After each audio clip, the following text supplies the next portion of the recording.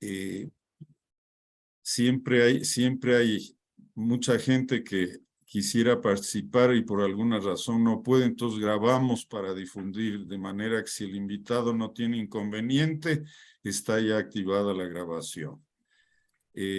Por mi parte, buenas tardes. Soy Ernesto Rivadeneira, director ejecutivo de ANDE. También doy la bienvenida al economista Jaime Carrera, nuestro invitado de hoy. Antes de presentar al invitado, una brevísima palabra, referencia sobre ANDE. ANDE, desde su perspectiva cristiana, católica, reconoce como fin de la vida social, incluidas la política y la economía, el desarrollo humano integral, individual y social.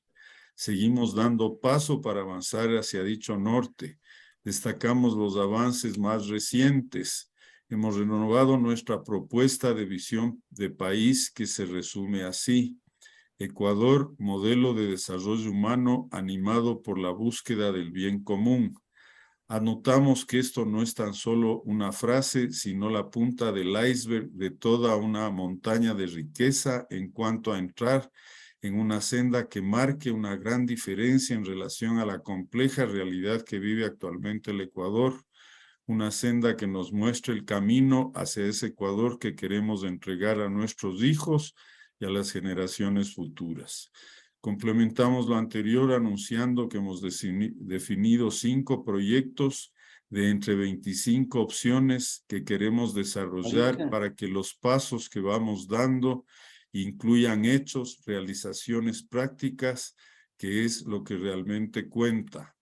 Dicho esto, procedo a presentar a nuestro invitado de hoy, quien va a disertar sobre el tema panorama económico. Permítame un segundo, voy a silenciar micrófonos para evitar ruidos que pueden ser molestos. Continúo con la presentación. Jaime Carrera Cárdenas es economista de la Universidad Central del Ecuador. Su experiencia profesional ha sido viceministro de Finanzas y ministro de Finanzas encargado, subsecretario de Presupuesto y Contabilidad del Ministerio de Finanzas, subsecretario general administrativo del Ministerio de Educación, asesor del Ministerio de Economía y Finanzas, asesor del Banco Central, consultor de la Fundación Mediterráneo de Argentina, consultor del Banco Mundial, asesor en el Ministerio de Finanzas de Nicaragua, consultor del Centro Interamericano de Administradores Tributarios, CIAT, consultor del Banco Mundial, asesoría del Ministerio de Economía de Argentina, profesor de Finanzas Públicas de la Universidad Católica del Ecuador, consultor privado, ex miembro del directorio de la Cámara de Comercio de Quito, integrante de la Veeduría Ciudadana de la Auditoría de la Deuda Pública que llevó a cabo la Contraloría General del Estado. Entre sus libros, publicaciones y artículos constan la administración financiera en el Ecuador, en la educación primaria y media hacia el equilibrio fiscal para reducir la pobreza, de la irresponsabilidad a la racionalidad hacia un acuerdo fiscal, coautor de varios libros y publicaciones sobre finanzas públicas y economía, 132 boletines denominados Ojo del Observatorio de la Política Fiscal, 172 boletines mensuales de transparencia fiscal del Observatorio de la Política Fiscal, OPF, 141 reportes macroeconómicos mensuales del OPF, 336 artículos semanales en el diario Hoy, artículos en revista Gestión, Criterios, Vistazo, Cámara Ecuatoriano-Americana, Cámara de Industrias y otras, MIPYMES, Diario Hoy, Revista América Economía, etc. Actividades actuales: director ejecutivo del Observatorio de la Política Fiscal, consultor nacional e internacional y analista económico, articulista del portal web Cuatro Pelagatos. Devuelvo la palabra al presidente de ANDE. Bueno, creo que se invirtió un poco el orden. Gracias, Ernesto. Así es. con ese amplio currículum de Jaime Carrera, pues realmente estamos ansiosos por conocer su criterio. ¿Cómo va el Ecuador? ¿Cómo hacer para que el equilibrio que estamos tratando de alcanzar en los temas macroeconómicos, especialmente el déficit fiscal, que era uno de los grandes problemas del país y que nos llevaba a seguirnos endeudando continuamente? Yo veía un artículo que decía que la deuda del Ecuador está como en 80.000 millones y consideramos 5.000 millones de atrasos en los pagos, cerca de 40 y 20, entre deuda interna y la externa en 47.000, la interna en 27.500, entonces 80.000 millones es una cifra un poquito preocupante. Pero también hay el gran desafío que cuando uno reduce mucho la parte o trata de ser lo más eficiente económicamente, puede traer problemas en el tema social. O sea, a lo mejor disminución de las inversiones que traen ese estímulo para generar empleo, o problemas sociales como los que ya pudimos vivirlos en junio.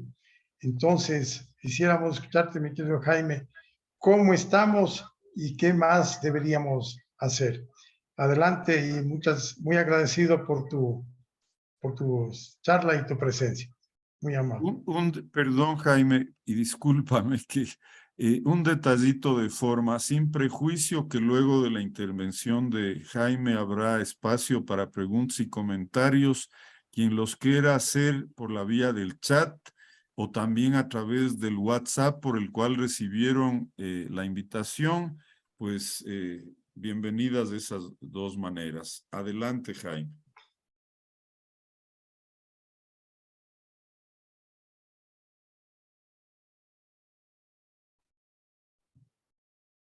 Jaime, está bloqueado su micrófono. Desbloquee, por favor, el micrófono.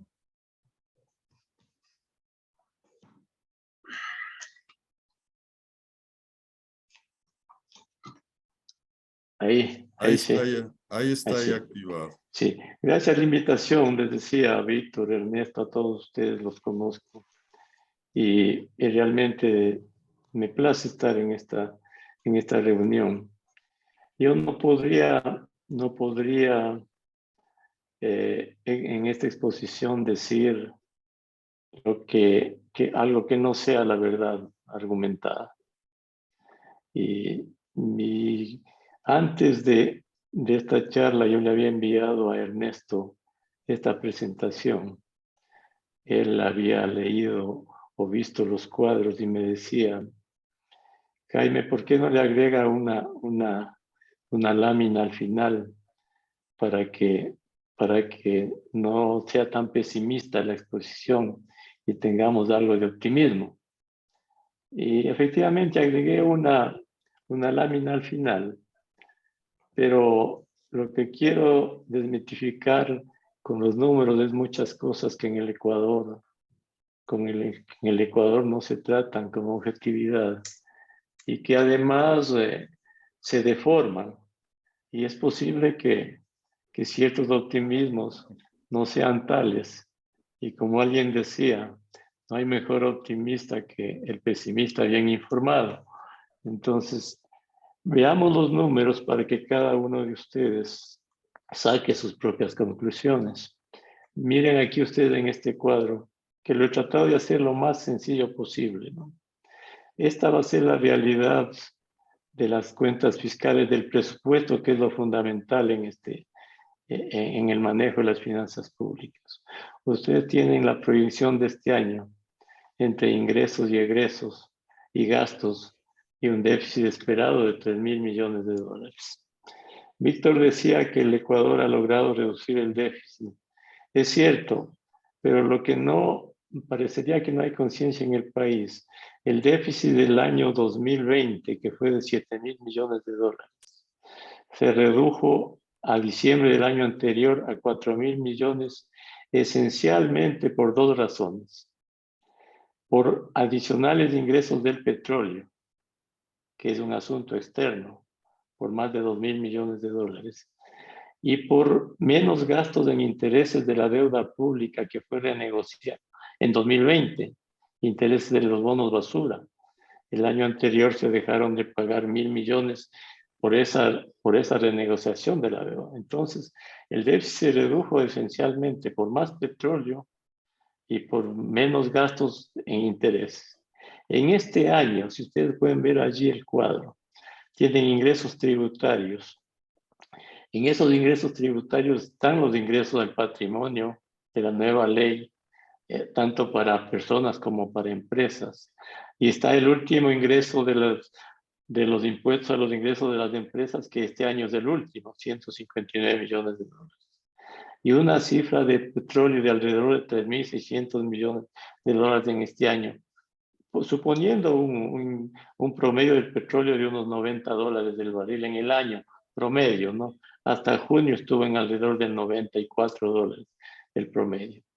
Y ustedes pueden ver por el lado del gasto, los gastos en educación, entre ellos universidades, bienestar social, salud, las seguridades sociales, el IES, IFA, SPOL, son gastos obligatorios. Luego tienen asuntos internos, policía, defensa nacional, luego tienen intereses de la deuda pública y la transferencia de los gobiernos seccionales. En este esquema, que es absolutamente real, a fin de año habría un déficit alrededor de 3.000 millones de dólares. A pesar de mayores ingresos petroleros y a pesar de mayores ingresos tributarios. Y en esta estructura de gastos, vean ustedes, en los sectores sociales, casi 13.000 millones, se va el 54% de este gasto. Y si se le agrega asuntos internos y defensa, serían 16.000 millones, el 70% casi del gasto. Y si se agregan intereses de la deuda que son obligatorios y transferencias a los municipios que son obligatorias, 22.000 millones son casi el 92% de este gasto. Esta estructura, la pueden ver, es absolutamente inflexible, que es difícil sostenerla incluso con mayores ingresos petroleros que son volátiles, ¿no? Y a pesar de eso, habría un déficit importante a fin de año, que es posible que se reduzca en algo, no tanto, ajustando más la inversión de lo que se lo ha hecho hasta ahora, ¿no? Entonces, en el Ecuador se tiene una falsa sensación de que el Estado tiene abundantes recursos, tanto tributarios como petroleros, y que hay dinero suficiente para satisfacer una serie de demandas de indígenas, del pago indígena, de trabajadores. Pero no se mide en estricta dimensión esta estructura de gasto de este cuadrito, así como está, así como está. Entonces la situación fiscal del país no es tan boyante como se la dice. Más bien ha llegado a un punto en el que ya se ve que esta estructura de gasto es insostenible y que es imposible tener más ingresos. El ingreso petrolero es volátil y es muy difícil modificar esta estructura de gasto. Ahora, esto para lo que va a pasar este año. En este año van a haber dificultades a fin de año para financiar el déficit y una serie de pasivos que vamos a ver en los siguientes cuadros, ¿no? Entonces veamos aquí, por ejemplo. Ustedes tienen una proyección hasta el año 2025 y tienen ingresos y tienen gastos y los posibles déficits hasta el 2025. Y aquí en el 2022, lo que acabamos de ver, el déficit de 3.000 millones, acá con otra estructura en 2022, vean ustedes, los mismos ingresos, impuestos al patrimonio, los ingresos a las empresas y los ingresos petroleros que son volátiles, que es posible que sean menores los próximos años. Y en la estructura del gasto, sueldos, vean ustedes, casi 9.500 millones de dólares, ¿sí? Que consumen todos los ingresos de renta y de IVA, consumen este valor de sueldos. Luego en bienes y servicios que ya están reducidos y en transferencias a las seguridades sociales, más de 3.000 millones de dólares, los bonos de los pobres, los intereses de la deuda Los gastos de capital tenemos lo de los gobiernos seccionales, tenemos los bonos a los jubilados y en inversión en este año alrededor de 1.600 millones de dólares. Si se lograse toda esa inversión tendríamos un déficit de 3.000 millones. Pero si se quiere reducir el déficit tendría que bajar más la inversión y eso afecta al crecimiento. Entonces, esta estructura de gastos es ya complicada para el país, complicada sostenerla en el futuro. Entonces, si uno camina hacia el 2025 bajo este esquema, que es fácil manejarlo, ¿no? Ustedes van a ver que el próximo año ya no hay el impuesto al patrimonio de las personas que el de las empresas. El próximo año ya no hay el ingreso de la ley de simplicidad tributaria, que es el último año ¿no? Tendríamos ingresos tributarios, ingresos petroleros, no sé si se mantengan en estos niveles, es posible que sean menores en el futuro, mucho menores.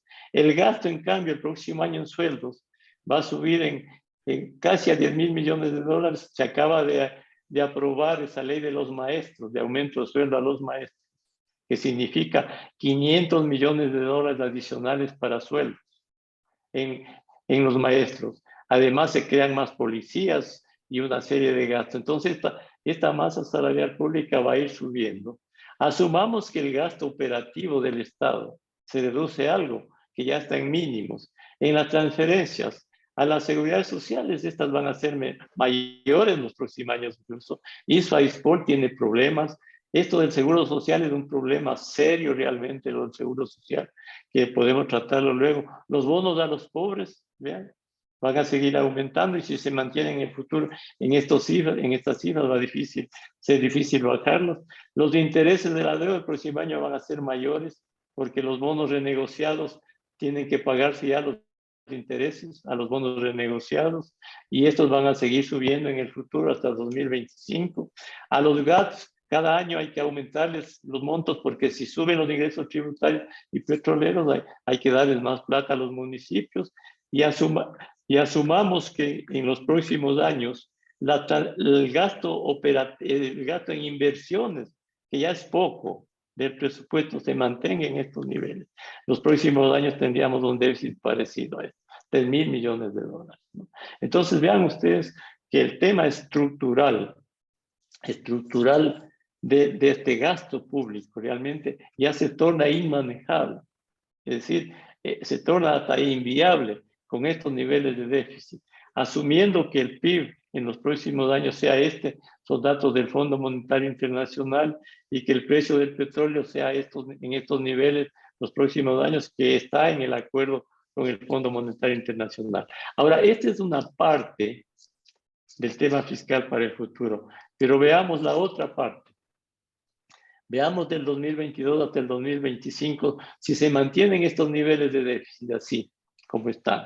Que si ustedes pueden después analizar con más tranquilidad estos números y van a ver que no es difícil proyectarlos, que son gastos casi inflexibles la mayoría y que los ingresos también son inflexibles y el precio del petróleo es volátil. Así es que allí no hay dificultades para esas proyecciones. Y ¿cuál es el problema en ese esquema de financiar este déficit? ¿No? De financiar este déficit. Año tras año hasta el 2025. El próximo año, en este año, miren, en este año se podría cubrir necesidades de financiamiento déficit, más pago de amortizaciones internas, externas, más pago más las cuentas de liquidez que debe el Estado, más los certificados de tesorería y una serie de cosas, ¿no? Se podría en este año salir con extrema precaución en este año. Si en este año el Fondo Monetario Internacional completa los préstamos y el Banco Mundial completa los préstamos, si se obtiene del sector privado 1.000 millones de dólares, si hay hasta el fin de año cuentas por pagar del presupuesto de unos 2.000 millones de dólares y todo, y se mantienen CETES por estos niveles, y toda esta historia. Se podría salir con las justas, con un déficit de esta magnitud, pero como se dice vulgarmente, raspando la olla. En los próximos años, ¿qué va a pasar?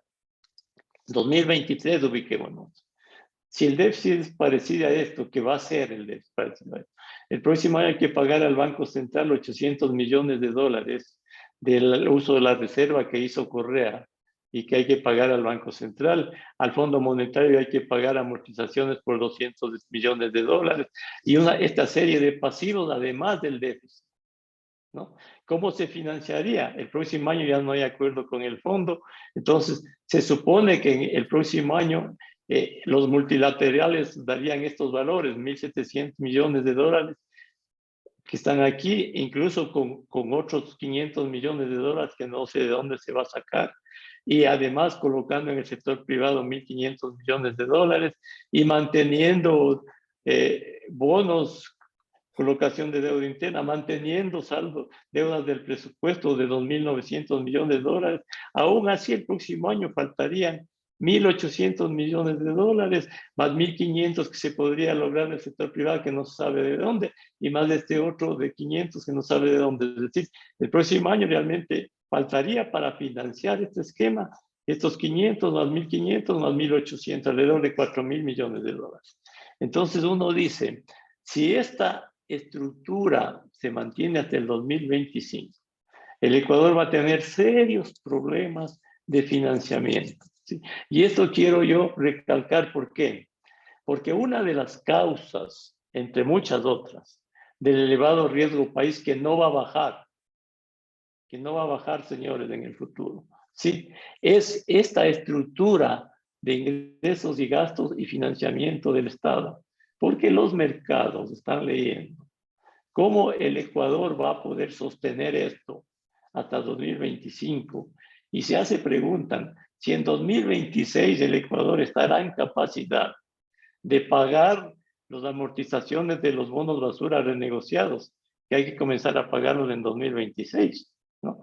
Entonces, esta estructura para los próximos años, ¿sí?, es bastante débil, tiene muchos problemas en el país, ¿sí? Entonces, de allí hay aquellos que creen que el problema fiscal está superado o que es manejable, señores, no están apreciando la realidad de todo esto, ¿no? Estas cifras de financiamiento de acá están tomadas del último acuerdo con el fondo que yo le publiqué en el observatorio y que está ahí publicado, se puede ver estos financiamientos, ¿no? Entonces, la situación fiscal llegó a un punto en que va a ser muy difícil manejarla y que necesariamente requiere de medidas estructurales, y una de esas es no tener déficit, sino más bien tener superávit, porque si no hay cómo financiar, si el próximo año ya no hay préstamos del Fondo Monetario y no hay préstamos de multilaterales, y el Ecuador tiene un riesgo país de 1.500 puntos, bueno, ¿de dónde financia el Estado? ¿De dónde cubre las necesidades de financiamiento? Eso es imposible. Entonces, hay que pesar en el Ecuador todos estos números con absoluta objetividad, para ver en el futuro lo que se tiene que hacer en el Ecuador. Esto sin contar con las demandas que a diario surgen, porque se cree que la situación fiscal del Ecuador ya está superada, está arreglada, y no es así. El tema fiscal sigue siendo de extrema delicadeza y tiene grandes problemas para el futuro, ¿no? Ahora veamos el tema de la deuda, lo que decía Víctor al principio. La deuda al 30 de junio, el total es de 74.000 millones de dólares. Estas son cifras oficiales, datos oficiales, ¿no? Entonces, el nivel de deuda pública del Ecuador sigue siendo elevado y el pago de amortizaciones de intereses de la deuda, estos valores que están acá, estos valores de amortizaciones acá internas, de amortizaciones externas, miren ustedes cuánto suma, internas y externas para el 2023, más de 5.000 millones de dólares. Y si a eso agregamos el pago de intereses para el 2023, que es alrededor de 2.500 millones de dólares, miren, el servicio de la deuda, a pesar de haberse renegociado, los bonos basura, sigue siendo elevado, porque además de eso, hay que cubrir deudas de los presupuestos, hay que cubrir deudas de la seguridad social que no se cubren, bueno, hay una cantidad de deudas, ¿no? Y si uno mira la estructura de deuda aquí, porque también he escuchado yo a gente que dice, de sectores ya tradicionales, bueno, ya no hay que pagar la deuda o o lo que siempre se dice, si ven esta estructura de deuda, de la deuda externa, 46.000 millones de dólares, ¿sí? 1.000 millones a bancos, 4.000 a gobiernos, 22.000 millones a multilaterales. Es decir, desde el año 2019, los organismos multilaterales hasta ahora, hasta este año, le están prestando casi 16.000 millones de dólares. Es decir, miren cómo ha subido la deuda de los multilaterales todos estos años, ¿no? Y estos 17.000 millones son de bonos basura, que ya se reestructuraron. Es decir, aquí hay poco por hacer en la deuda externa, poco. No hay casi nada, con los multilaterales no se puede hacer nada y estos bonos ya fueron reestructurados. Y en la deuda interna, ustedes vean acá, la deuda interna tiene alrededor de, el total de deuda interna tiene acá 20.000 millones de dólares. La mayoría de deuda interna está con el Seguro Social y con el Banco Central. Allí hay poco margen y a eso lo que se agregan son certificados de tesorería, estos convenios de liquidez que debe el Estado y otras obligaciones que tiene el Estado, lo de los presupuestos clausurados, todo esto, ¿no? Entonces, esta es la estructura de deuda pública que es pesada, que es complicada y todos estamos viendo todos los días que el Estado debe al Seguro Social, que debe a proveedores. A julio de este año el Estado le está debiendo de este año hasta julio, 1.000 millones de dólares por 40% de pensión. Y a los municipios como 500 millones. Y a eso se agregan las deudas del 2021, que son del 40% de pensiones. Todavía no está clara la cifra que es, pero serán unos 3.000 millones y la deuda de salud cerca de 5.000 millones de dólares. Esta es la estructura de la deuda que existe, ¿no? Esto en el tema fiscal. Ahora tenemos acá el tema de los subsidios, que son parte de todo este engranaje del tema fiscal que existe, ¿no? Vean en cuanto a bonos, 1.500 millones de bonos de los pobres, aquí detallados los bonos de los pobres. Los pagos a las seguridades sociales, 3.000 millones, es parte de los subsidios. Allí es 2.300 millones y esto sube cada año porque hay más jubilados y cobran más. Y luego los subsidios a los combustibles. En este año, 2.900 millones. Este es un monto que yo lo tomé, que está en el acuerdo con el fondo, en las cifras que se publicaron en julio. Realmente este monto de subsidio a los combustibles es mucho mayor que esto. Yo creo que en este año va a ser cerca de los 5.000 millones de dólares. Esta cifra tendrá que actualizarse. Pero esto es lo que está manejando este rato el Fondo Monetario y el mismo gobierno. Entonces, en subsidios tenemos casi 8.000 millones de dólares, ¿no? ¿Sí? Entonces, incluso con las últimas medidas del gobierno a raíz del paro, de congelar los subsidios a los combustibles, a las gasolinas, este subsidio aumenta y no sé qué va a pasar luego con estas famosas mesas de diálogo, ¿no? Ya, luego esto en los temas ya estrictamente fiscales. Ahora, miren la producción de crudo, ¿no? La producción de petróleo. Esta producción no ha podido levantarse, vean, hasta 2021, ¿sí? No llegamos al nivel de 2019, de enero a junio, 85.000 millones de producción de petróleo. Al fin de año, no sé si lleguemos al nivel de 2021. Y el precio del barril de petróleo, vean ustedes, está muy superior a los años anteriores, ¿no? Hasta el mes de junio. Entonces, el Ecuador sigue siendo absolutamente vulnerable al tema de petróleo, ¿no? Al tema de petróleo, sigue siendo absolutamente vulnerable y eso genera una falsa sensación en las finanzas públicas o en la sociedad de creer que el Ecuador viene la bonanza. Como vimos en el primer cuadro, aun cuando tenemos esos precios del petróleo, las cuentas públicas siguen siendo deficitarias porque la estructura del gasto se ha tornado en los últimos años casi inmanejable, ¿no? Ahora veamos el crecimiento del Ecuador. Ustedes ven acá, el año anterior algo creció el Ecuador, sí. En este año es posible que el crecimiento, yo al menos creo, esto es lo que espera el Banco Central y otros organismos, yo creo que va a ser menos que esto el crecimiento de este año.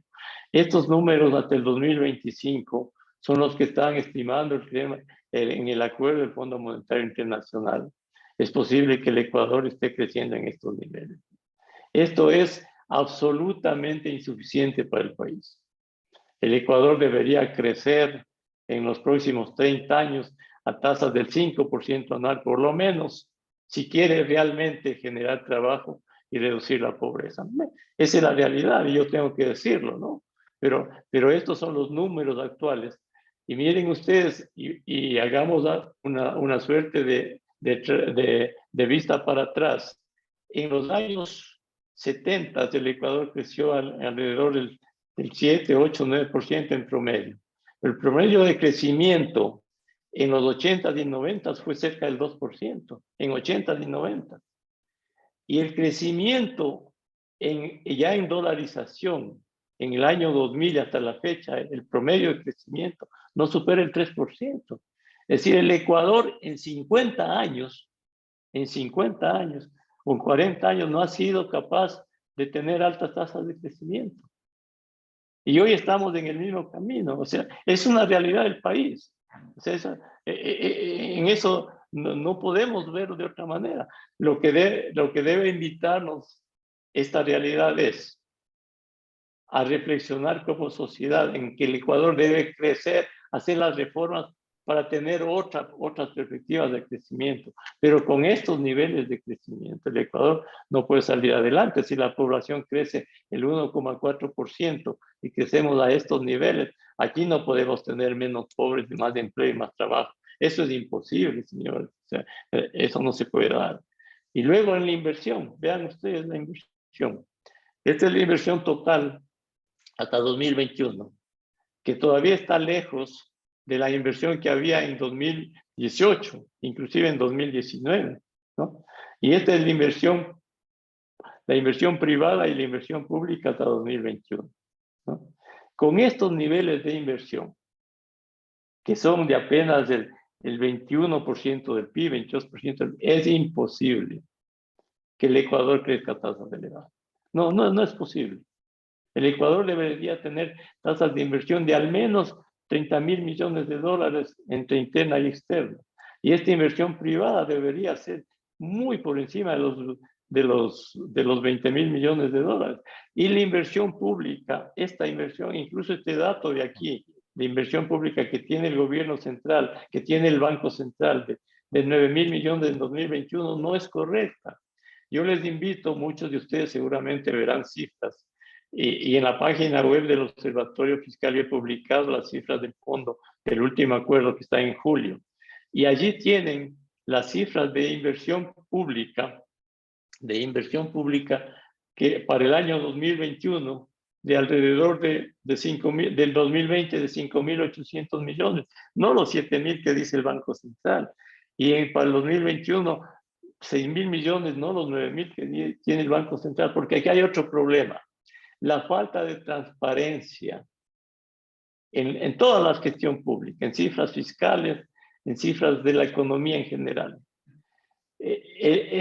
Con el Fondo Monetario revisaron estas cifras, porque el Banco Central y el Ministerio de Finanzas tenía registrado como inversión pública, ¿sí?, de valores inadecuados. Es decir, por ejemplo, en educación y salud, mucho gasto en sueldos le pusieron como inversión y tuvieron que corregir. En los municipios tuvieron que revisar las cifras de años anteriores, porque en los municipios pusieron gran cantidad de plata en inversión, y lo que gastan en fiestas, en aceras de bordillos, en gastos de personal, etcétera, ¿no? Entonces, esas cifras de inversión incluso que tiene el Banco Central, tienen que revisarlas hacia atrás, porque no son verdaderas. En el acuerdo con el fondo están revisadas las de 2020 y 2021, que son menores a las que están aquí. Yo he tomado las del Banco Central porque esta es la serie que hay desde 2017. En todo caso, el nivel de inversión del Ecuador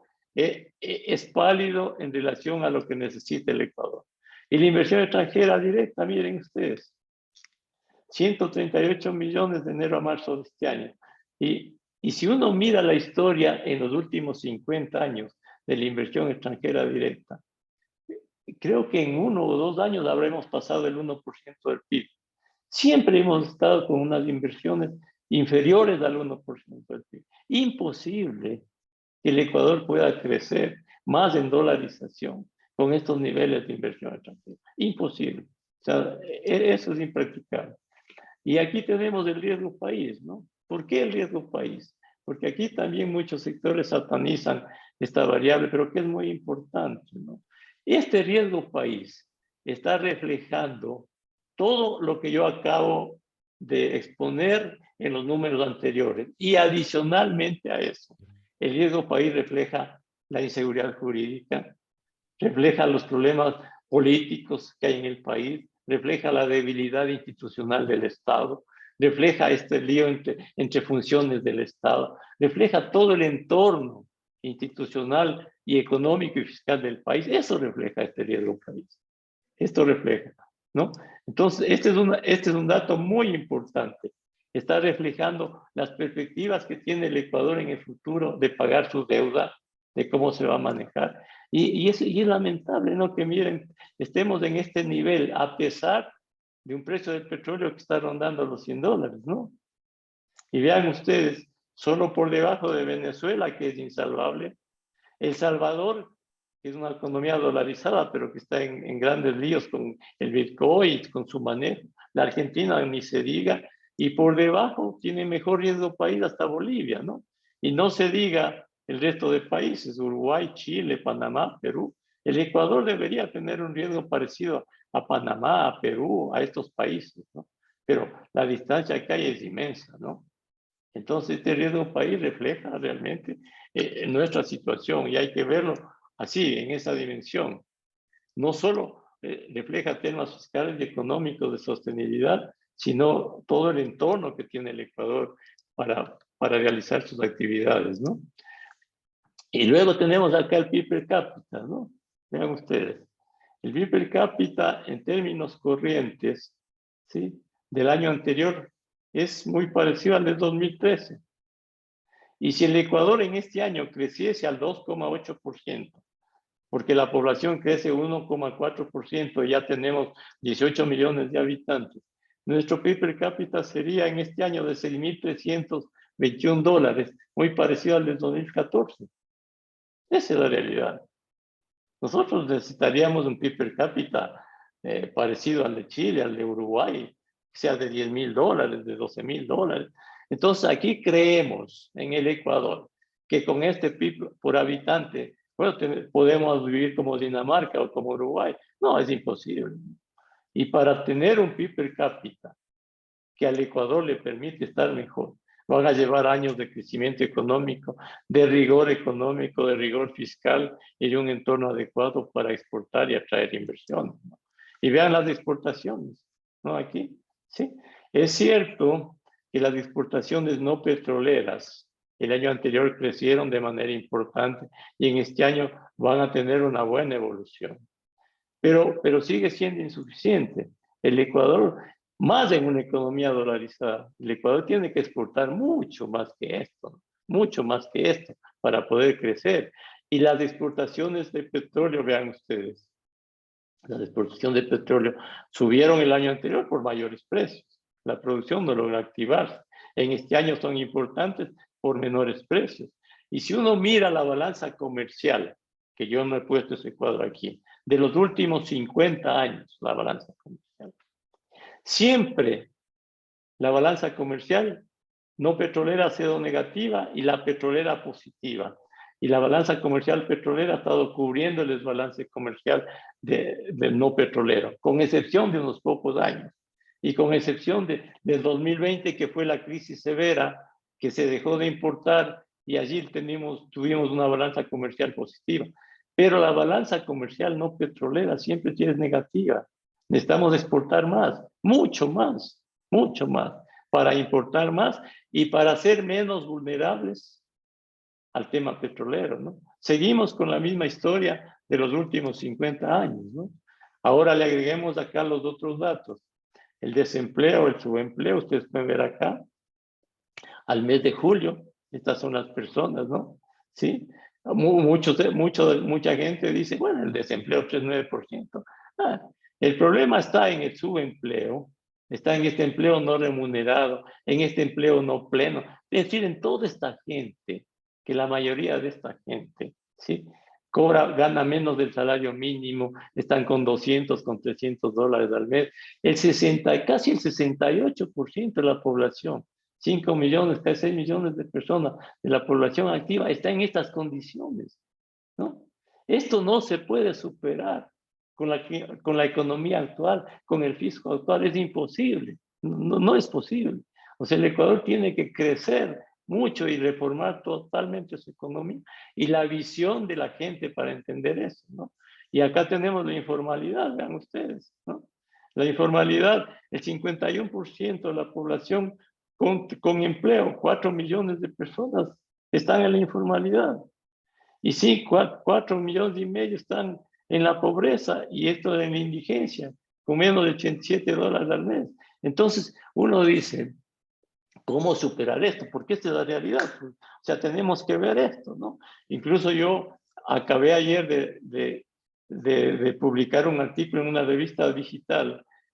Yo les decía que en la burocracia, ¿no es cierto?, se emplean 9.500, casi 10.000 millones de dólares.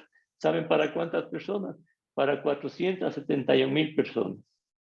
Eso es el 3% de la población. El 3% de la población en el sector público consume el IVA y la renta y tienen sueldos promedios cerca de $2.000, mientras 4,5 millones de personas sobreviven con $87 al mes o 2 millones con $49 al mes. Eso no es justo. O sea, esa no es una relación justa en una sociedad, ¿no? Entonces, el sector público es extremadamente pesado en esas condiciones. Y más pesado en relación a todo esto, ¿no? En relación a todo esto, ¿sí? Y esa estructura de gasto del sector público, ¿sí? Es complicada manejarla, ¿no? Porque la gente dice, se paga, hay más gente en educación, en salud, en Fuerzas Armadas, en policía, pero eso incluso está sobredimensionado en relación con nuestra economía, ¿no? Esa es la realidad. Ahora una descripción acá del entorno que hay, ¿no?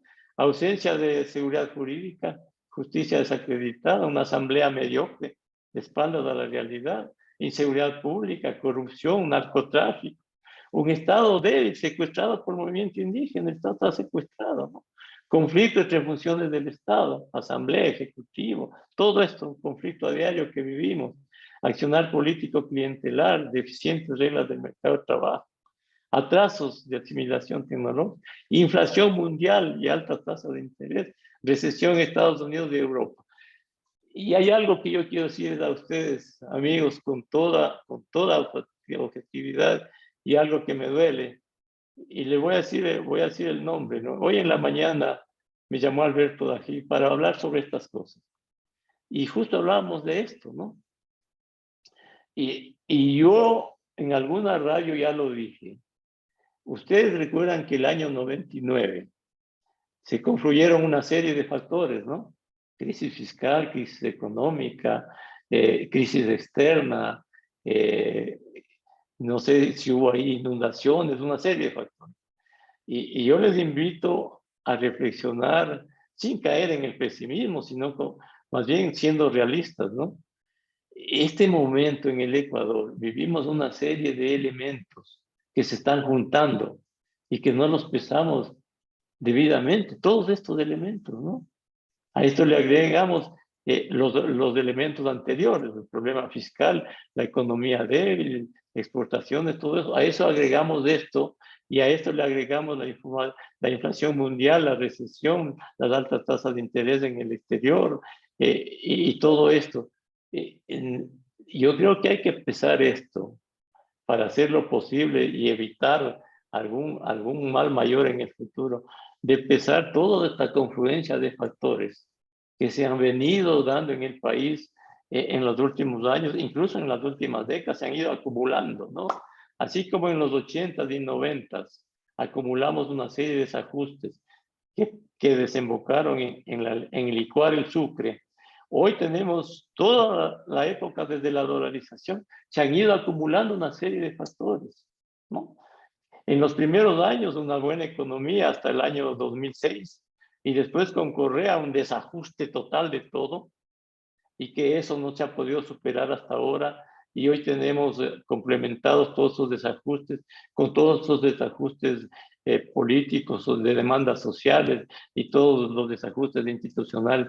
Entonces veamos esto bien, porque realmente nos lleva a preocuparnos esta confluencia de factores que si no logramos enfrentarlos, ¿sí? Es posible que tengamos que lamentar consecuencias no deseadas.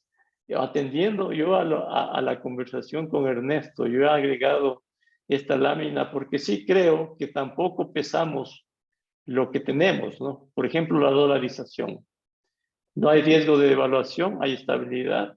Yo le decía hoy en la mañana que tenía un programa de radio con Joyce Ginata, la sociedad quizás no se ha puesto a pensar, nosotros a lo mejor sí, pero los trabajadores, los indígenas, los que reclaman del Estado, ¿qué Ecuador tendríamos este rato con este panorama de aquí, con el tema fiscal que tenemos y sin dolarización?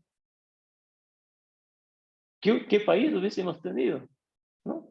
Entonces la dolarización realmente es un valor, ¿no? Esta dolarización hay algo que hay que preservarlo como valor. Y a lo mejor por eso no nos damos cuenta de todos los problemas que tenemos. Porque si no tuviéramos dolarización, tendríamos una devaluación infame, una licuación de los salarios, pero inmanejable. Tendríamos gente en las calles y ahí estaríamos pesando todos los problemas que están pasando en el país, pero no lo hacemos. Lo mismo, tenemos un sistema financiero sólido con espacios para dar crédito. Eso es un pilar fundamental, sin duda, ¿no? Sin duda. Es diferente a la crisis del 99, donde el sistema financiero colapsó. Tenemos un país con un buen clima, potencialidad minera. El bono demográfico es importante, una población joven que tenemos que aprovecharla, ¿no? Una frontera agrícola importante, que puede mirar al mundo como un mercado. Yo creo que estos pueden haber muchos valores, quizá yo solo he citado esto nada más. Y claro, lo que requeriríamos nosotros para evitar consecuencias no deseadas de lo que acabo de mencionar acá, para evitar consecuencias de toda la confluencia de estos factores, ¿sí? Lo que deberíamos en el Ecuador es tratar de llegar a ciertos acuerdos mínimos, tener una pedagogía del desarrollo, ¿no? Crecer a tasas elevadas durante décadas, reformar para atraer inversiones, pero eso es algo que lo repetimos mucho: estabilidad fiscal, macroeconómica, estabilidad fiscal con sostenibilidad del gasto social, que es muy importante. Estabilidad macroeconómica, abundante inversión extranjera y exportaciones, reformas al mercado laboral, tecnología, digitalización, reconstruir las instituciones, transparencia en la gestión pública, seguridad, bueno, todos estos aspectos yo creo que deberían ser motivo de acuerdos mínimos para salvar a nuestro país y sacarlo adelante, ¿no? Bueno, eso es lo que ustedes pueden estar o no de acuerdo en esto. Tengo cifras que son absolutamente reales y aquí sí podríamos conversar, Ernesto, Víctor, y tal vez abrir un debate muy objetivo sobre estas cosas, ¿no? Gracias, Jaime. Realmente un panorama no muy alentador, que puede irse agravando especialmente con los temas de seguridad y obviamente las pugnas de poder, el legislativo, asamblea, función judicial. Tú muy bien lo decías, que lo importante es crecer. Uno de los motores es la inversión, y en este caso la inversión tanto nacional como extranjera. Porque si tienes inversión, creces, al crecer generas empleo, mejoras la situación de la gente y le das más ingresos al gobierno y así puedes eliminar el déficit fiscal. Pero de acuerdo a lo que vemos y con las cifras y los panoramas de crecer a un 2.8%, que es lo que prevén, no veo que caminemos mucho. Por otro lado, tenemos un sector público con 9.800 millones, prácticamente 10.000 millones, como tú lo decías. Entonces, a veces uno dice, ¿no? Dentro de las opciones que me gustaría escucharte a ti, escuchar a todos los participantes, ¿qué podemos hacer? La opción de desdolarizar no la vemos posible, pero a lo mejor crear un dólar electrónico que permita tener una doble moneda y con el dólar electrónico pagar a toda la burocracia podría ser una opción. Es una manera indirecta de bajarles los sueldos, porque bajarles los sueldos o reducirles las remuneraciones es difícil, pero si tienes un dólar electrónico sí los puedes bajar automáticamente. Nadie pierde su dólar, pero luchemos porque se estabilice el país. Porque de ahí las medidas normales de crecimiento no las veo yo por ningún lado. Le veo difícil, más aún. Piensa la colectividad, especialmente las organizaciones sindicales, que los empresarios están boyantes y hacen grandes negocios. Yo les digo, ¿por qué no? Si es que es así, ¿por qué no? Ustedes también se juegan la camiseta y aunque sea, generan un puesto o dos puestos de trabajo, pues si es que tan bollante. Porque el empresario tiene que sufrir, tiene que sacrificarse, tiene que, a veces ni siquiera duerme en la noche pensando en que tiene al siguiente día una quincena que pagar. Entonces, son circunstancias que nos ponen disyuntivas muy difíciles. Parece que se le fue la señal La señal. a Bolívar. Mientras se reconecta, hago un breve comentario o tal vez quisiera darle la palabra a Rodrigo Gómez de la Torre, que ha puesto un par de comentarios que creo que son un aporte al debate. Adelante, Rodrigo. Gracias, Ernesto, y todavía me cojo la cabeza porque las cifras de Jaime son absolutamente pragmáticas. Hay que comenzar a ver las realidades para poder tomar decisiones. Dos temas puntuales, Jaime, es en los 2.900 millones de dólares, ya se consideraba la fijación de precios del mes de octubre, porque ese fue uno de los temas que a mi criterio personal, el fijar precios de combustibles, cuando ya habíamos evolucionado a una fórmula de ajuste en subsidios, para mí es un retroceso de así flojito, 4 décadas. Sí. En el tema de empleo, conversábamos con el INEC justamente en diciembre o noviembre, cuando hablábamos del salario, y nos decía, hablar del tema del desempleo es absolutamente irrelevante, Claro. porque con un empleo pleno tan precario, del 30, 32, 34%, el desempleo es irrisorio. Y estos conceptos y estos términos no son ecuatorianos, realmente sí nos equiparamos a normativa internacional, lo cual nos pone en una peor desventaja, porque ya estamos hablando en los mismos temas. Y solo para completar lo último que ponía, que la única forma de crecer es destrabar al Estado. Trámites, salario mínimo, y que no va a cambiar, va a empeorar en este año que viene, pero si no mejoramos competitividad para que el sector privado crezca y se diluya el tamaño del Estado, ningún gobierno va a diluir el tamaño del Estado, lo cual es lamentable. Y solo para dejarlo a los agricultores, o que tenemos que ver con agricultura, y más allá de exportación, las exportaciones que se originan desde el agro, sean estas primarias, mínimamente elaboradas o elaboradas, sí tienen una tasa de crecimiento sostenida desde el 2013 del 6%. Es el único sector como grupo consolidado que ha crecido, porque las mismas taras de los bloqueos a los acuerdos comerciales ha frenado y ha ido en desmedro de las exportaciones de manufactura y otros sectores. Minería, algo está creciendo, hasta estas famosas mal llamadas mesas de diálogo, que más parecen la dictadura del señor Risa y nada más. Gracias. A ver, hasta un punto de orden. Jaime, Sugiero que quitemos la pantalla para Ya. tener un diálogo más, y si hace falta volver a verla, pues ahí la De acuerdo. reactivamos. Presidente, adelante, por favor, para continuar con la reunión.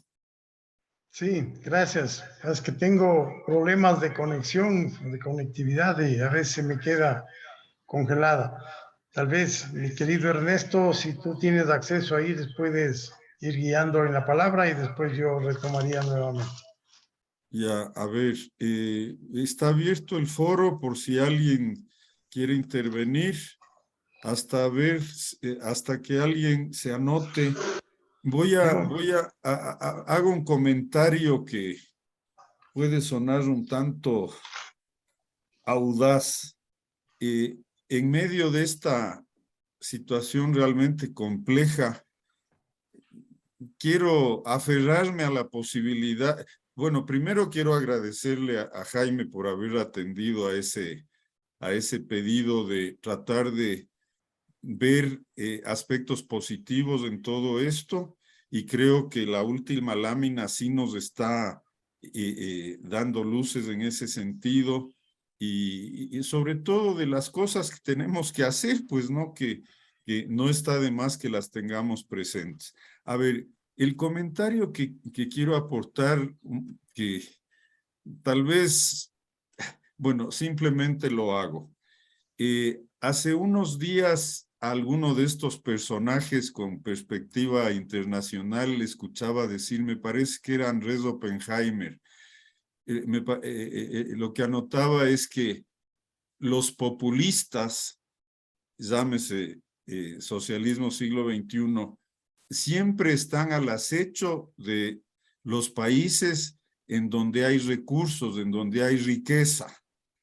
Entonces llegan, agarran toda esa riqueza, arman el caos, y cuando ya se acaba la riqueza, ahí sí le dejan a los que les toca venir a poner en orden, para que cuando ya medio empiezan a lograr poner cosas en orden, entonces el efecto de lo mal que estaba el país hace que el péndulo, cuando ya medio se pone en orden, el péndulo hace que regrese al populismo.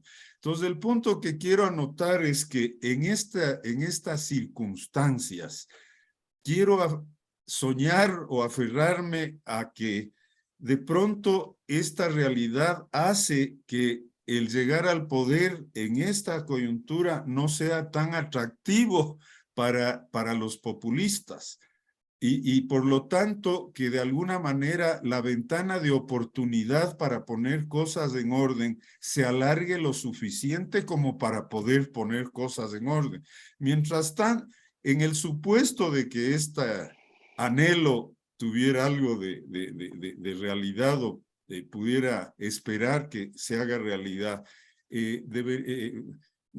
mientras tanto, deberíamos trabajar también, por supuesto, en el otro ámbito, que es el político, para que ojalá alguna vez se dé que si logramos poner cosas en orden, no vengan los otros a aprovecharse de eso para regresarnos al desorden. Pero bueno, es una Gracias. perspectiva. Gracias, Ernesto. Marcelito Chiriboga, adelante, por favor. Gracias, Bolívar. Coincido contigo en que el panorama que Jaime nos pintó no es muy prometedor, que digamos.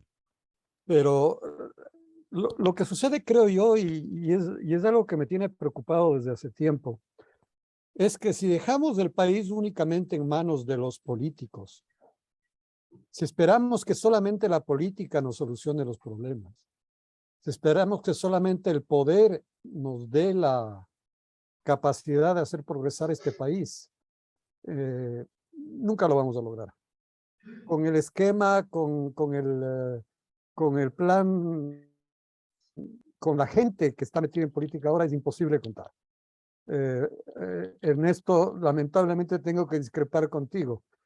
Los populismos no están para robar solamente en épocas de vacas gordas, también roban en época de vacas flacas. Si no ve Venezuela, ve Nicaragua, ve Cuba, o sea, en todos esos países los populismos roban tanto en las buenas como en las malas. Yo creo que es hora de que nosotros, y hablo nosotros como sociedad, como pueblo, se fije en la última lámina que Jaime nos enseñó. Si no hay un diálogo social y un impulso social lo suficientemente fuerte que incluya a todos, y cuando digo a todos, aún a aquellos que difícilmente, con los que difícilmente podríamos estar de acuerdo, pero que tenemos una idea clara de que el enemigo común es la corrupción y la pobreza. Y no quiero quitar el uno ni el otro, porque las dos cosas son enemigos que generan el mismo efecto. Entonces, yo creo que en eso o nos movemos o sucumbimos. Esa es mi opinión. Gracias, Marcelo. Muy de acuerdo contigo. El problema que puede haber cuando vienen los populistas en épocas flacas es que van a atacar al sector privado, lo van a destruir, van a ver las expropiaciones, van a ver los aumentos desmesurados de qué sé yo, de impuestos. Y al destruir el sector privado, lo poco que queda, pues la situación va a ir de mal en peor. Adelante, mi querido Jaime, si quieres hacer un comentario, bienvenido. Perdón, Sí. por si acaso Patricio Valdés estaba levantando la mano. Paito, no sé si... Siga, siga, por favor, siga. Adelante, Patricio. Muchas gracias, Ernesto. Gracias, Bolívar. Bueno, mi aporte no es tanto desde la perspectiva económica. Yo soy psicólogo y tal vez me refiero a lo que Marcelo Chiriboga plantea en cierta medida, de una cierta manera. Yo he estado trabajando bastante con grupos humanos, con empresarios, con empleados, con trabajadores. Y penosamente, lo que veo es un estado profundo de angustia, de abandono, de incertidumbre. Y entonces, si bien la parte económica es la que hay que ver cómo se soluciona, exportando más, motivando a que haya de alguna manera una producción más eficiente, etcétera. Disminuir el tamaño del Estado creo que será difícil. Ya vemos con solamente el hecho de haber tratado de subir los precios de la gasolina, la reacción no solo indígena, lamentablemente, a los indígenas que vinieron a Quito a destruir, hubo una población inmensa del sur que les aplaudía y que se sintieron ganadores de haber conquistado el congelamiento de los combustibles, etcétera.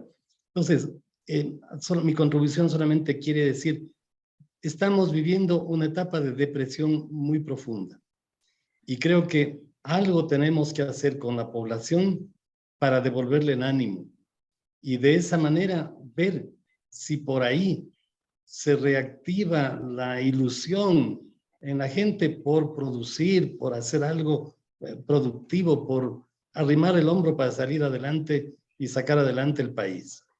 Gracias. Eso solamente como una contribución lateral al tema estrictamente económico. Gracias, Patricio. Definitivamente, ahí añadiría yo que de acuerdo a las últimas estadísticas, el sector que más credibilidad tiene para la ciudadanía es el sector empresarial. Cosa curiosa, estamos más del 60%, quiere decir que es el momento en que los empresarios debemos tratar de influir en que se hagan bien las cosas.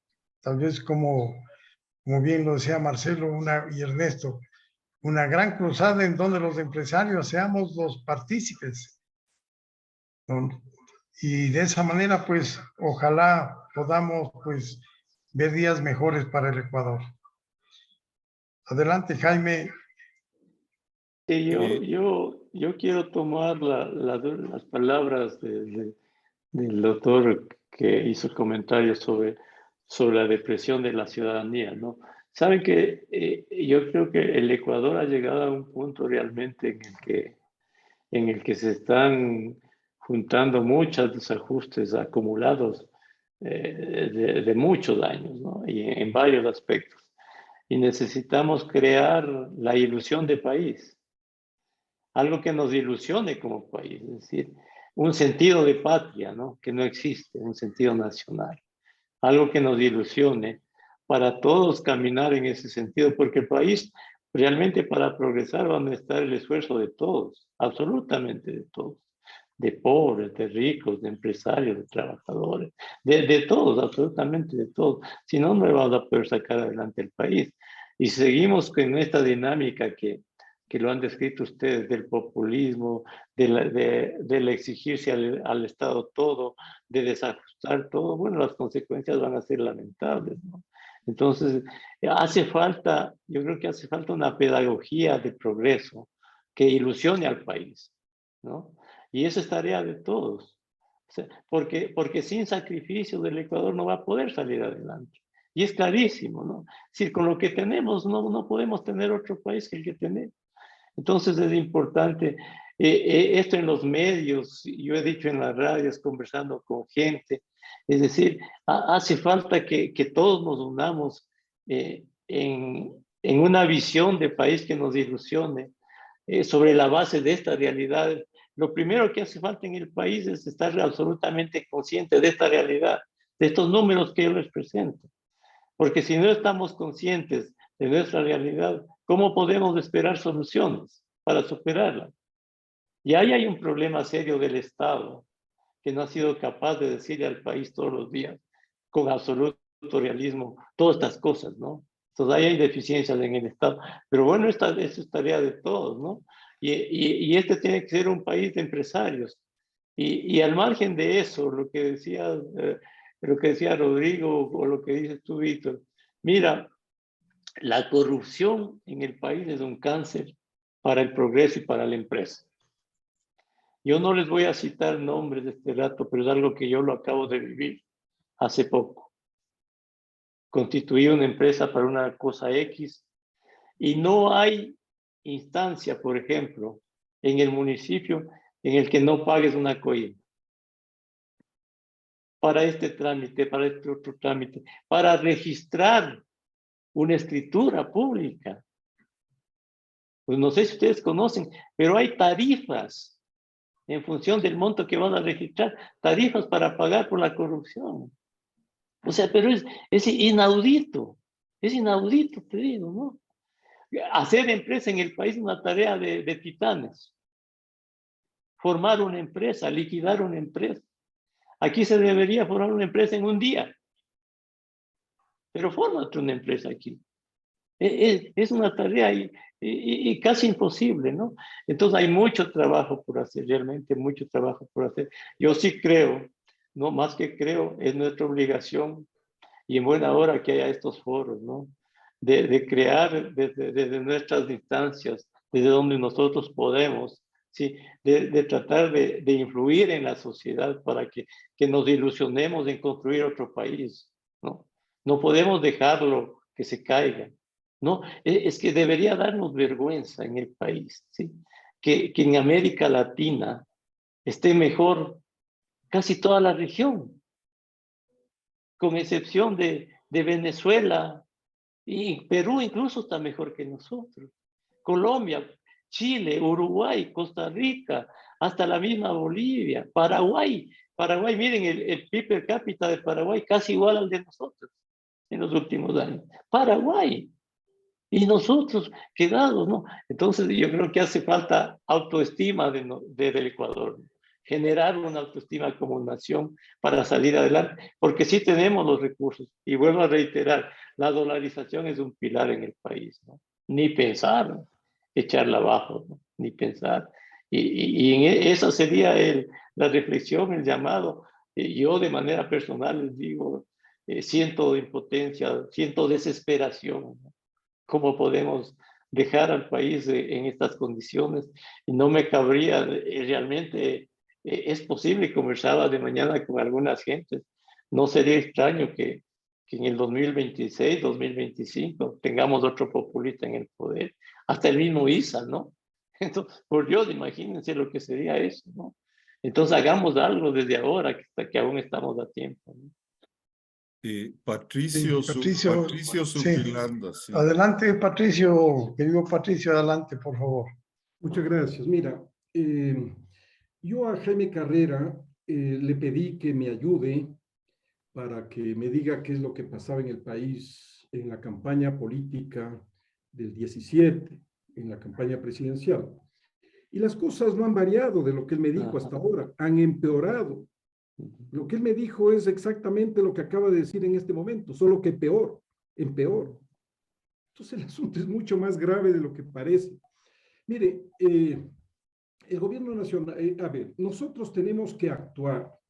Y actuar no significa vivir quejándonos, porque en varios foros de estos, las personas ya sabemos exactamente lo que está pasando en el país. Es decir, no, esto no es secreto para nadie. Lo que pasa es que hay mucha gente disimuladora, ¿no? Por compromisos políticos, porque no quieren decir las verdades. La primera cosa que yo creo que hay que decirla con claridad es que la seguridad política está desbaratada en este país. No hay seguridad política.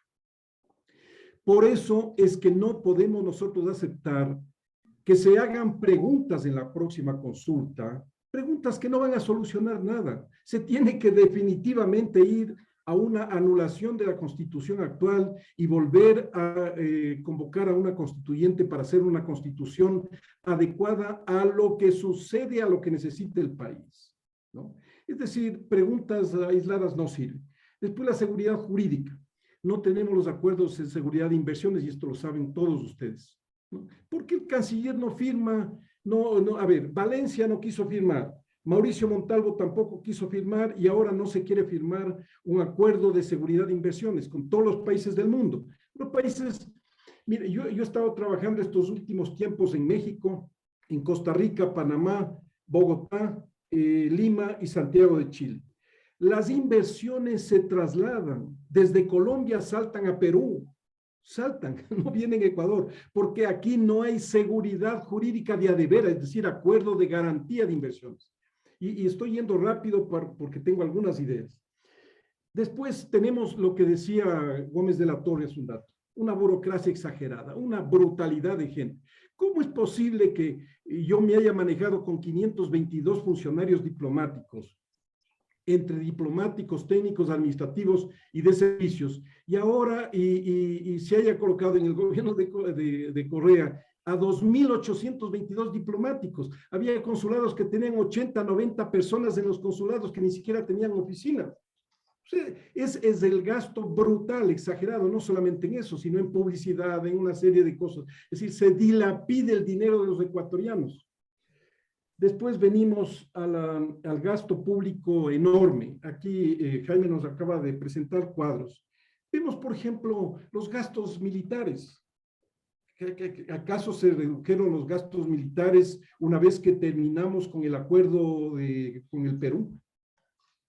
No se han reducido, se han incrementado los gastos militares, cuando la idea era bajar los gastos militares cuando habríamos obtenido ya la paz y habríamos cerrado la frontera, ¿verdad? Entonces los gastos militares están exagerados. ¿Para qué tenemos aviones de combate, tanques de guerra y pagando unos precios exorbitantes respecto de eso y seguros respecto de ese armamento militar? Entonces hay que meter la mano donde se debe.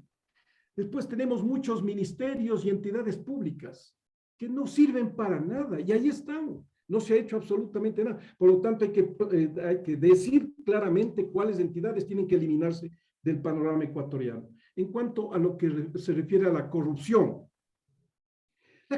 es la madre de todas las desgracias que hay en este país. Corrupción por todos los lados, lo acaba de decir Jaime. La corrupción no es solamente en las alcaldías, en las prefecturas, es en los gobiernos, en los ministerios, en las entidades, en donde sea. La corrupción campea. Se ha convertido la corrupción en la carta de presentación de los ecuatorianos.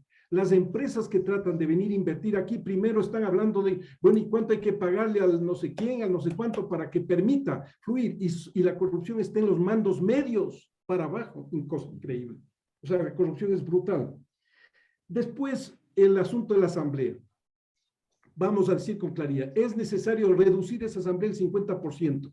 No nos sirven de nada. Estos asambleístas no sirven de nada. El 50% ya sería un número exagerado, ¿no? 50% hay que establecer una Cámara de Senadores de 24 senadores, uno por provincia, calificados, altamente calificados, experimentados encima de 50 años. Eso es lo que hay que hacer. En cuanto a la inseguridad, esto es otro de los temas gravísimos en el país. La gente no viene a invertir plata aquí, hay inseguridad, la gente tiene miedo. Todos los negocios se cierran a las 5 o 6 de la tarde, están cerrados. La gente está metida en sus casas con miedo. ¿Por qué? Porque no tenemos con qué defendernos. Tenemos que volver a armar a los ciudadanos responsablemente, defender a las familias, defender a los empresarios, pescadores, para que ayudemos a la policía en esto de la inseguridad. En cuanto se refiere a lo que decía Patricio Valdés, eso me pareció bien interesante. Él como psicólogo, como experto en esta materia, me imagino que él se refería a lo que no existe en el país, un plan de desarrollo cultural nacional. No existe el plan, tenemos planes de pavimentación, planes de vivienda, planes de lo que sea, pero un plan de desarrollo cultural no existe en este país. Por eso es que estamos acostumbrados a irrespetarnos e irrespetar los dineros del Estado. La gente que esculta no roba.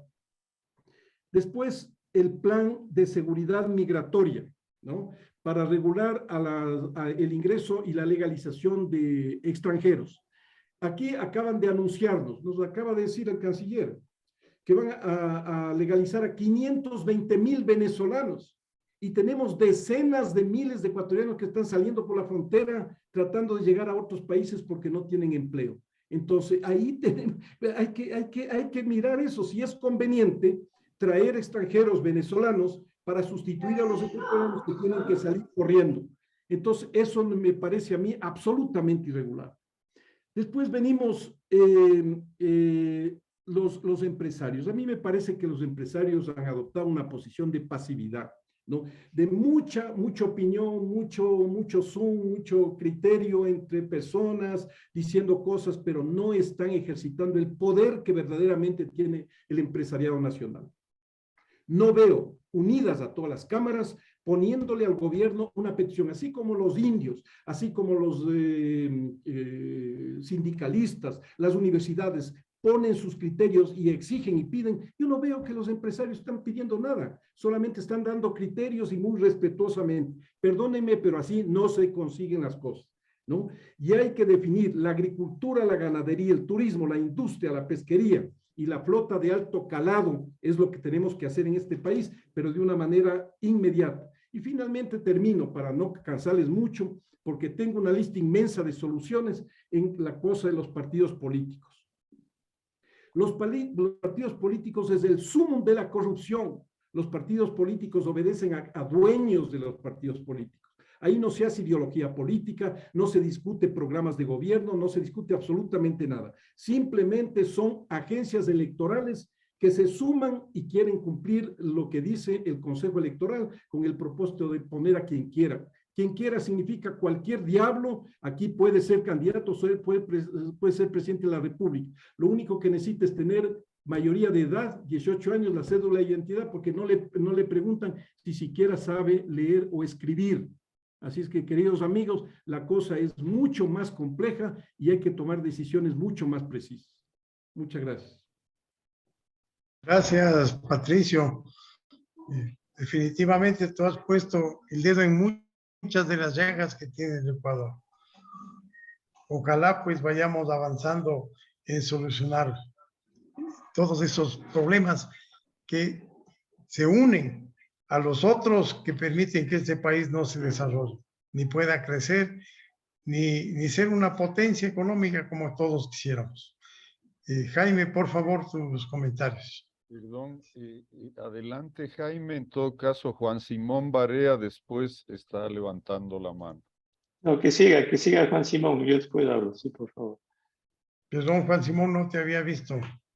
Tranquilo, señor presidente, no se preocupe. Muchas gracias.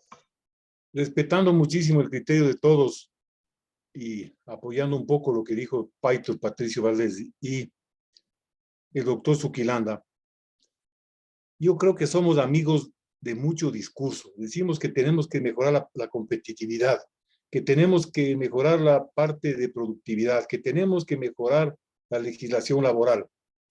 Yo soy muy amigo de ser prácticos. ¿Qué, cómo, dónde y cuándo? O sea, si es que el gobierno no puede hacer, nosotros le tenemos que mandar ciertas ideas para que haga, porque no podemos estar dispuestos a lo que solamente ellos hagan y que nosotros hagamos como empresarios privados.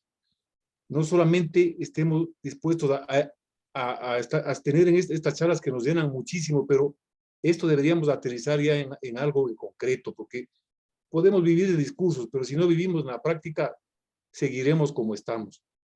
Entonces, yo sí soy muy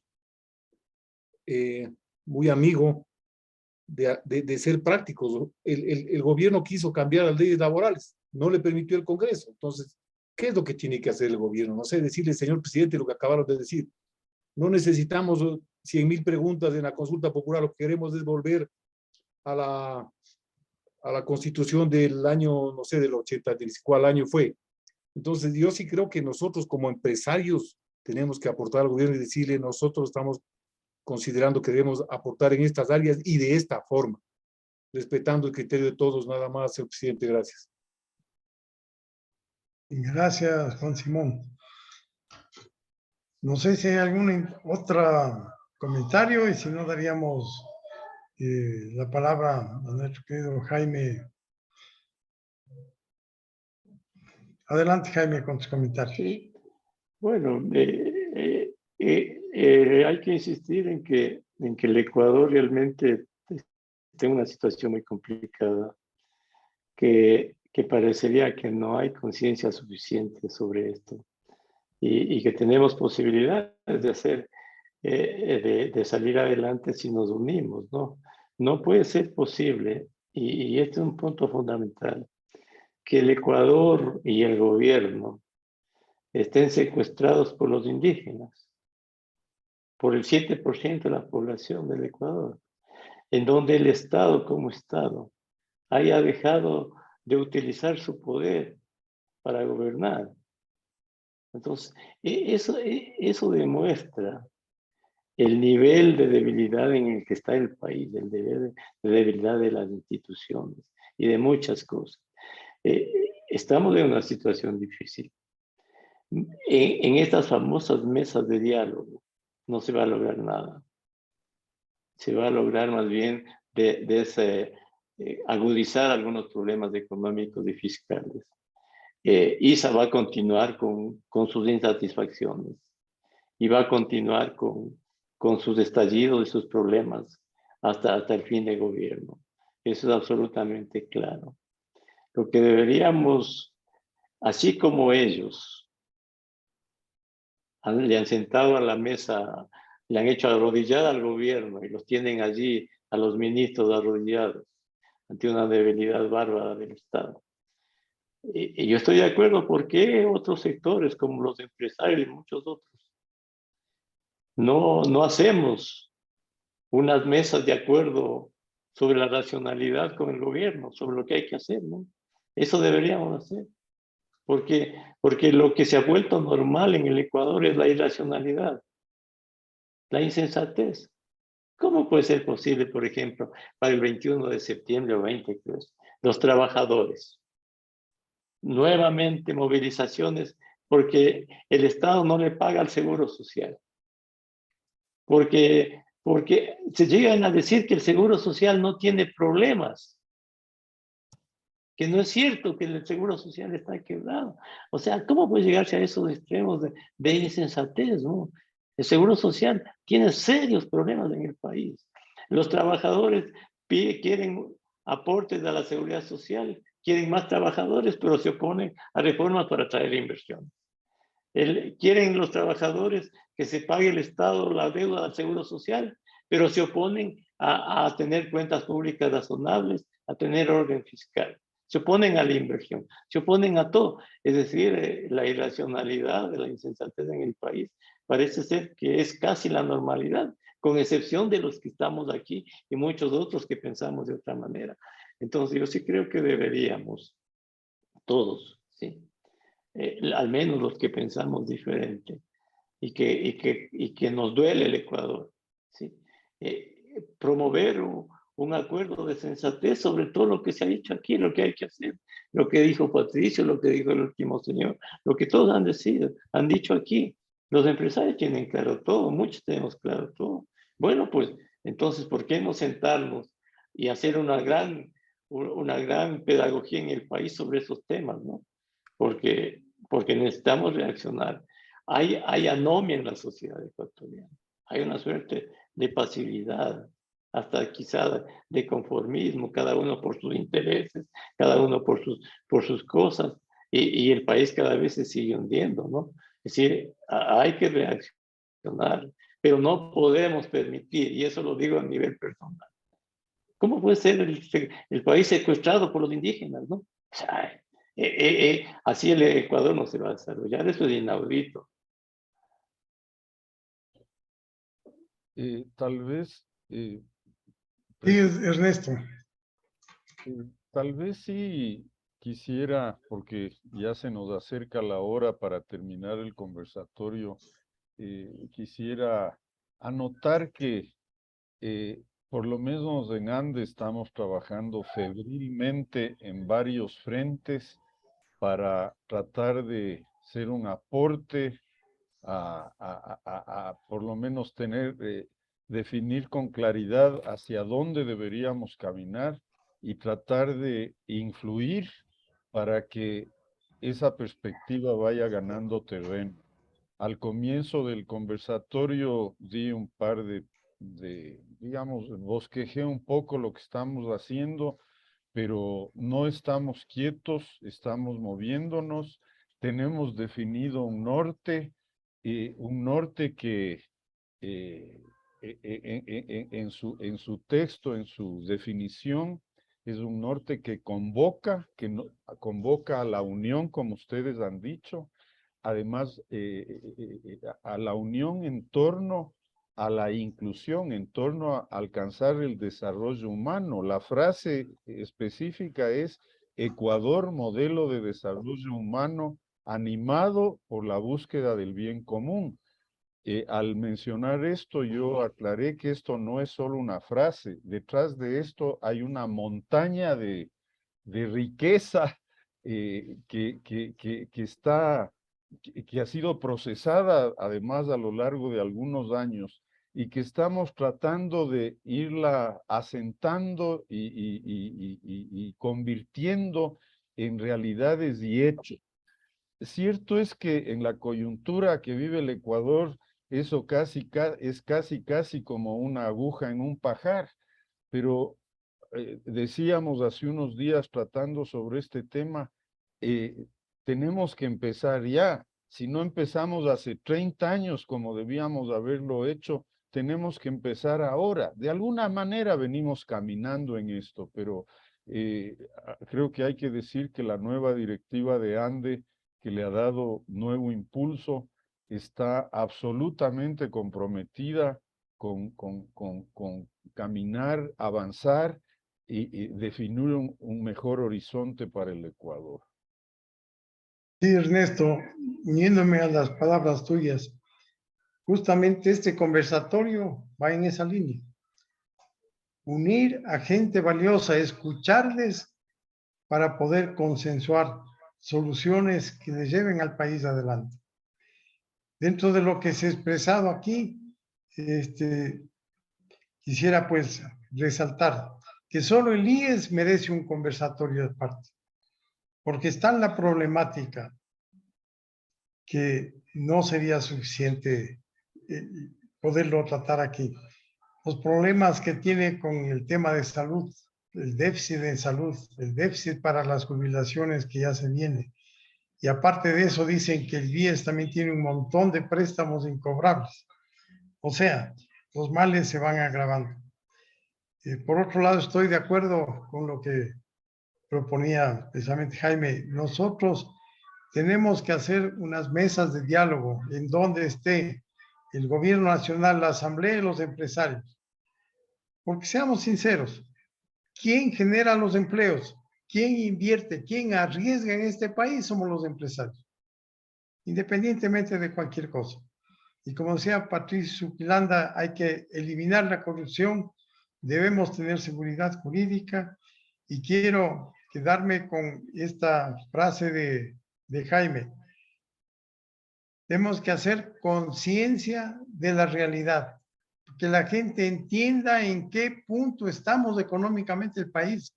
Si esto fuera una empresa, ya sería una empresa quebrada, así de fácil. Y también lo que decía también Jaime Carrera, hay que unirnos y que algo nos ilusione como país. Y en ese sentido, pues, nosotros en ANDE sabemos decir que hay que poner el corazón y remar en la misma dirección. Jaime, tus palabras finales, por favor. Perdón, Juan Simón, pero un poquito corto, por favor. Es muy rápido, gracias, presidente. Solamente acotando lo que dijo Ernesto. El trabajo interno realizado en Andes sobre las áreas más importantes en las que debe el país tener el mayor ojo, digamos así, en la encuesta interna que hicimos. Ese es un trabajo que se ve efectivamente qué es lo que estamos haciendo por el país. Yo no sé si eso podemos copiar a otras instituciones, de asociaciones de empresarios, a otra gente, porque ese es realmente un trabajo súper práctico y que vale la pena llevarlo adelante. O sea, esas son las cosas prácticas con las que pueden, dando una mano al país, ver un ojo de salida para todos los problemas que tenemos. Gracias, presidente. Gracias, Juan Simón. No sé, unas palabras finales tal vez tuyas, mi querido Jaime. Sí, brevemente, únicamente, les digo con el corazón en la mano que ya un foro de estos me ilusiona, ¿no? Yo creo que esto es parte de la ilusión. Que hayan personas interesadas en el país, que tengan clara la realidad y que se duelan por el país. Yo realmente les agradezco esta invitación y me uno al propósito de ustedes. Yo creo que foros como este deben ser parte de nuestra ilusión como país, ¿no? Así es que les agradezco mucho esta oportunidad y saludos a todos ustedes que los considero mis amigos, ¿no? Gracias, Jaime. Quiero también agradecer la presencia de otros amigos que nos están acompañando, como Mao Torres, Santiago Luzuriaga, Guillermo Almeida, Lucía, María Dolores, a nuestros directores Carlos Páez, Marcelito Chiriboga, Patricio Egues, y que no habíamos tenido oportunidad de mencionarles. Y que Dios bendiga al Ecuador y rememos en la misma dirección. Ojalá, Jaime, tengamos el gusto de volver a tenerte en otro conversatorio, ya que tus opiniones son muy bien consideradas. Gracias de corazón. Gracias, Víctor. Gracias a todos. Un abrazo. ¿Ah? Gracias, Bolívar. Un Gracias, Un abrazo a todos. Un Gracias. abrazo, Jaime, gusto Abrazo, verte. abrazo. Saludos a Un todos. gusto. Rodrigo, un Hasta luego. gusto. Patricio, un Raúl. gusto. Jaime, muchas gracias, Bolívar. Un gusto. Les veo muy bien. Y me encontré con Mi querido Patricio, Gustavito Alzate. Bueno, hasta la próxima. Gracias a todos. Gracias, Ernesto. Gracias, Bolívar. Gracias, Ernesto. Gracias, Bolívar. Nos vemos. Hasta Un luego. abrazo, Mau. Invitación, buenas Mi noches. doctor Carlitos Páez. Igual.